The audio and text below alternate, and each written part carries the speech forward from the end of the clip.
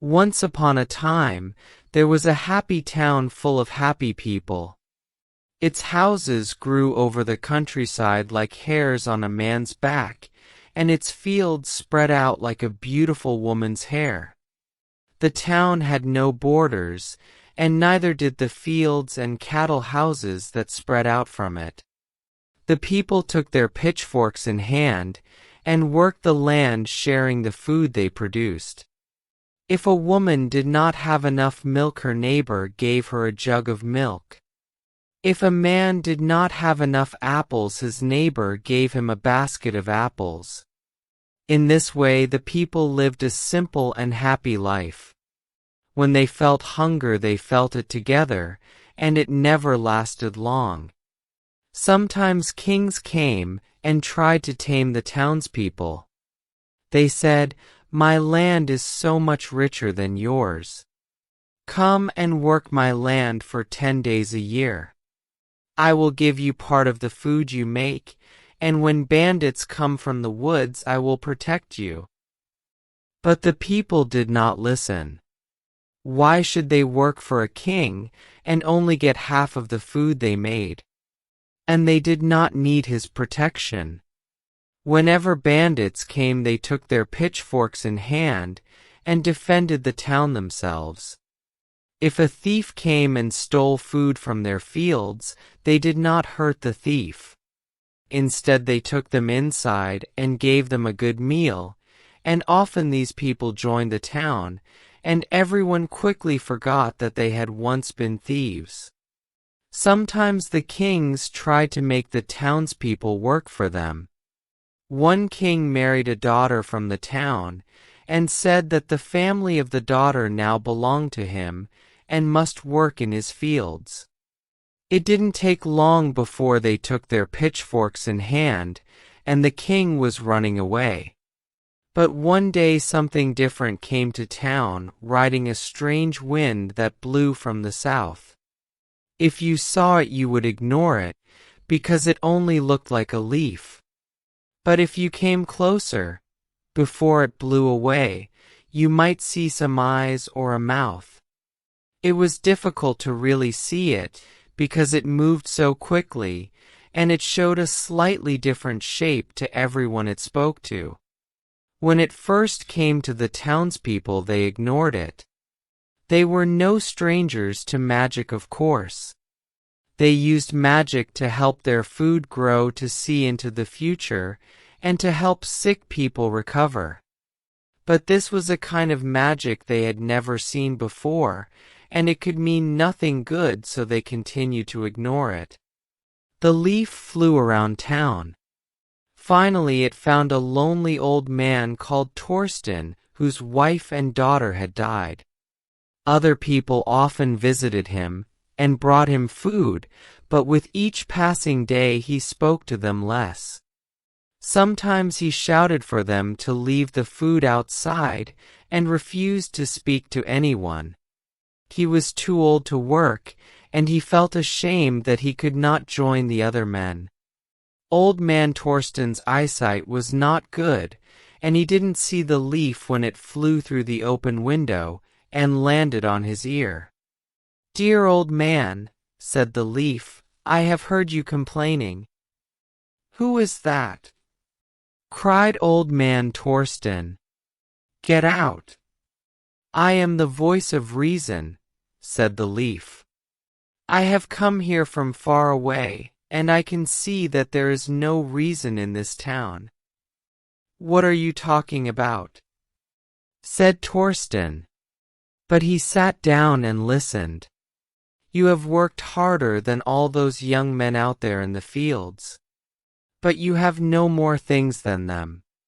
Your house is no larger than theirs, and you do not own the land outside it."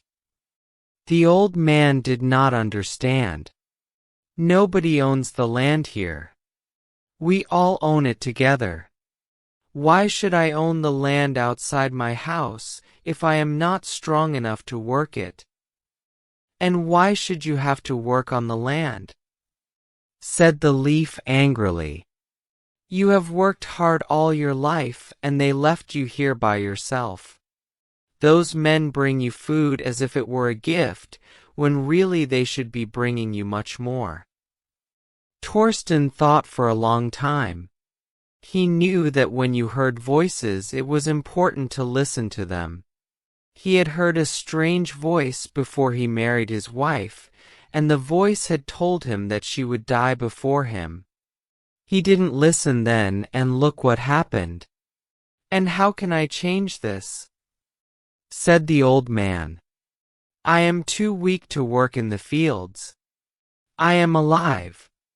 Is that not enough?" "Oh, but changing things is simple. It goes like this." The next day 2 young men from town came to bring old man Torsten his food. When they got there they were very surprised. "What's this?" said one of the boys. Around the man's house a wall of plants had grown. It was a row of hedges, but they had never seen hedges used in such a way before. It made a big square around the house, and they had to walk around the hedge to find a way in. "What magic have you used, old man?" asked one of the boys. "These hedges grew overnight." "Get out!" shouted Torsten. "You're on my property. Leave the food there and I'll get it myself." Old man Torsten came outside holding his pitchfork, and the 2 boys didn't have to be told twice. They left the food by the hedgerow and ran away. News of this event quickly spread around town. Nobody could understand what old man Torsten was doing. Several people tried to go and speak to him, but as soon as they crossed the hedgerow he ran after them with his pitchfork. So finally people ignored him. But there was a problem. There was plenty of useful land within the hedges, and that was land that none of them could use. The man could not plant food there himself, but it seemed he did not want other people using it either. Well, as much as the people loved the old man, they couldn't allow what he was doing.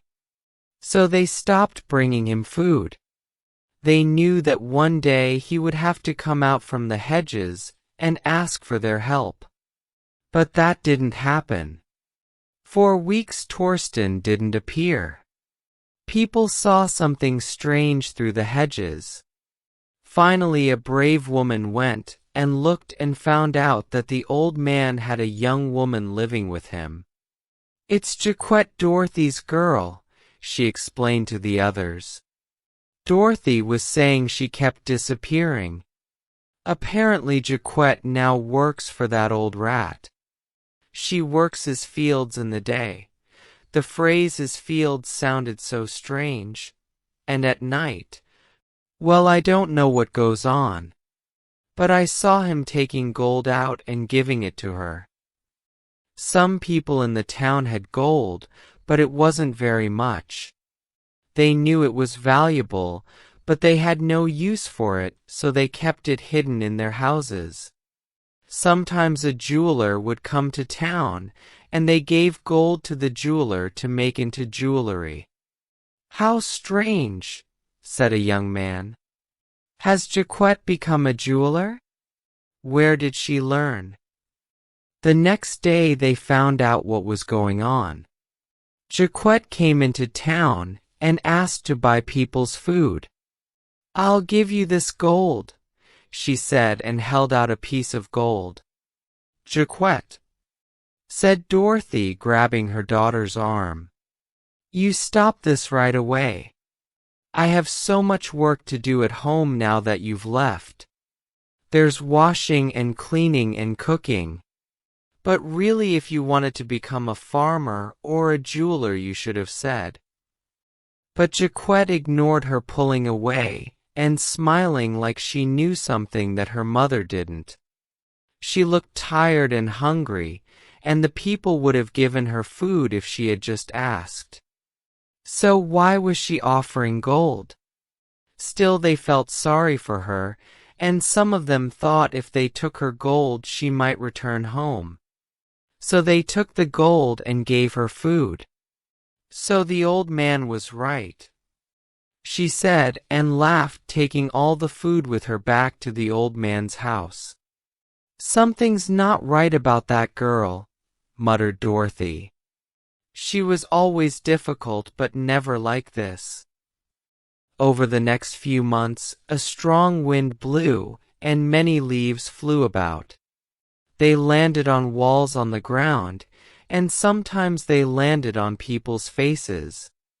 Strange voices blew about in the wind, and nobody knew where they came from. A couple who lived on the edge of town were the next to plant hedges around their house. They took even more land than Torsten.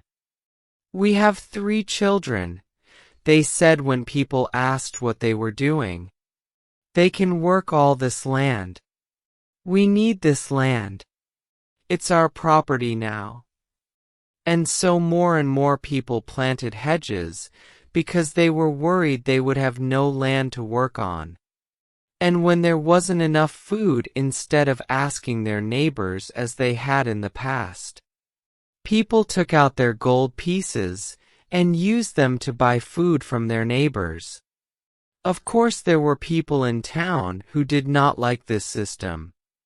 They spoke of strange voices and said that they were acting like those stupid kings who tried to tame them. But people ignored them because winter was coming soon and they were worried about their own food. Anyway, if someone needed it, they could always ask their neighbors for food, couldn't they? But you would only do that if you were really hungry. The winter came, and the people sat inside and ate the food from their own fields. It felt good to be eating food that belonged to them.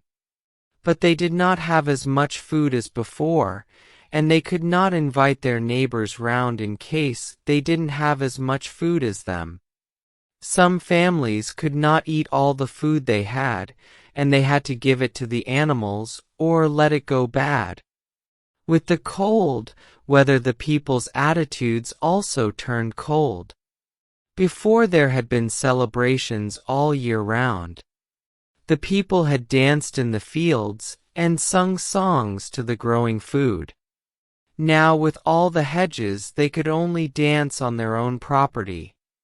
On Christmas Day, the people sang inside, trapped by wood and hedges, so their neighbors didn't hear. The biggest change came in the spring. One day the people came outside and found a man hanging from a tree in the center of town. "I hanged him myself," said old man Torsten coldly. Now that his neighbors had become like him, he did not hide in his house anymore. He walked around town with pride, and some could not look out of their windows, because Torsten's cruel smile filled them with fear. "I found him stealing my food in the night." "But we've never done things this way," said the townspeople. "We give food to those who need it." "But it's my food," said Torsten. "My fields. It has been a long, difficult winter. You understand. You sat at your table just like me, and you saw how little there was to eat. And if there was enough food, why should he have it? He did not work the fields that grew it. He who would give this man their food when their own table was empty stepped forward." The people thought, and they realized that none of them wanted to give the man their food. Torsten was right. This man should have planted more carefully, worked harder, made the difficult decisions that are necessary to survive. It was his own fault that he died. In summer, a king came to town, and it was not difficult for him to tame the townspeople. They already obeyed the words of leaves and hedges. Why not a king? The king not only promised to protect them from bandits and thieves, but to punish the thieves with hanging. Now the people did not even have to get the blood on their own hands. And wasn't it fun for the children to see a hanging every now and then? All the king needed was a few days of work from each person. And so in this way reason left the town and progress came in. The townspeople learned the importance of planting hedges, trading with gold, and obeying men with nice clothes. When the people held their pitchforks, they used them to farm, never to fight. They were proud that they could plant their own food on their own property. But with the work they did for the king, it was his property that grew the largest, and it was his stomach that grew the fullest. By the time the townspeople realized this, it was already too late. Of course, there were always those who would not obey. But as the years grew older, and the winds blew crueler, they were pulled out of the ground and hanged. Some say that one day autumn will come. The leaves that speak lies will fall from the trees and join the land again. They will eat the bones of hanged men, and a new kind of flower will grow. And when a hand comes to pick the flower to make it mine, instead of ours, the flower will say no. The end.